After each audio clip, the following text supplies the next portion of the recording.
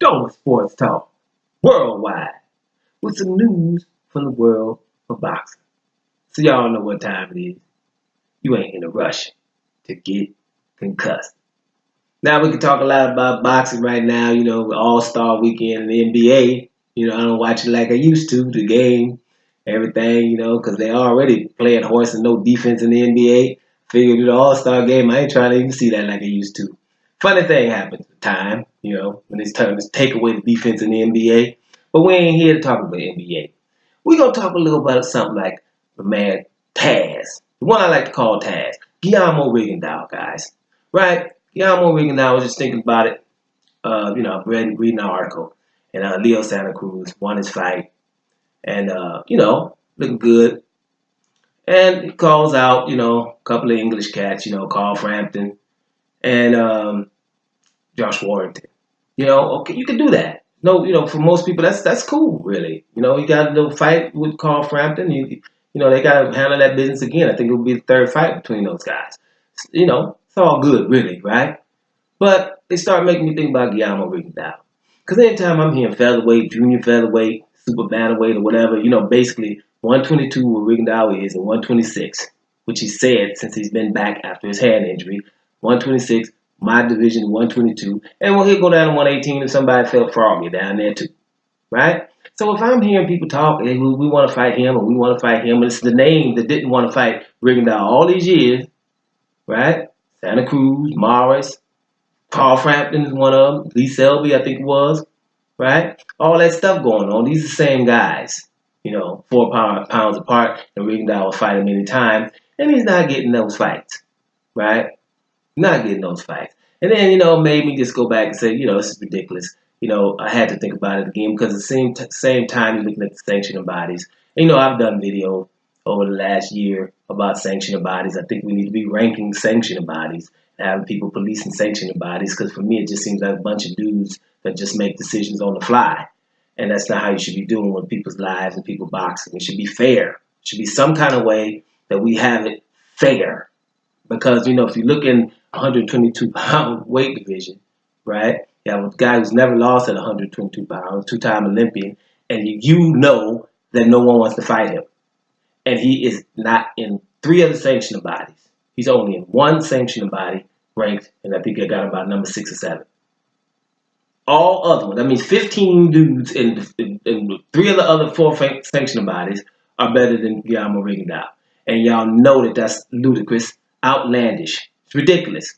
It's this boycott type stuff. It's like, I ain't listening. For me, but ain't nobody caring what I'm talking about. But I'm just saying, I ain't listening down there. So I see somebody with the sanctioned bodies. The man's fighting again, put him up where he's supposed to be. Right?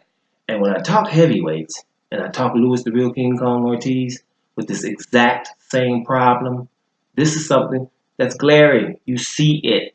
Don't let the shades fool you. We see it. Right? It's absolutely ridiculous. It has to be mentioned often. Now, Leo Santa Cruz wanted to fight everybody except Rigondeaux. Yeah, he's a division lower where you don't have to. It's not like he has to say anything about Rigondeaux. But Rigondeaux said something about you. Right? So at least he letting you know it's possible. Similar to Louis the Real King Kong Ortiz letting Anthony Joshua know, hey, you don't have to run after Jarrell Miller. You don't have to run after Dillian White with those millions of dollars. And they want $8 million apiece and all of that stuff. Hey, I'm fighting for $500,000 or $1 million or whatever. A fraction of that, and I'm coming to wherever you want me to come. That deal is on the table at all times.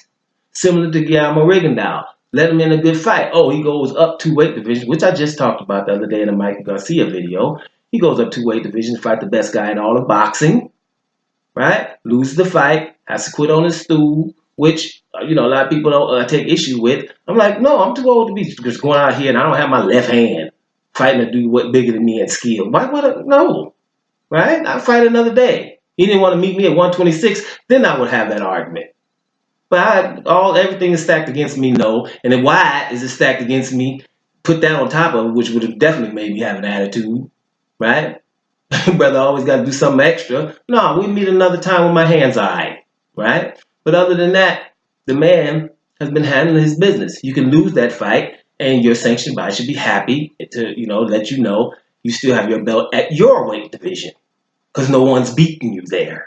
And we know that people scattered and went up in weight divisions and away and didn't want to fight you. We know that. It's documented for years. So we're not going to penalize you for that, are we?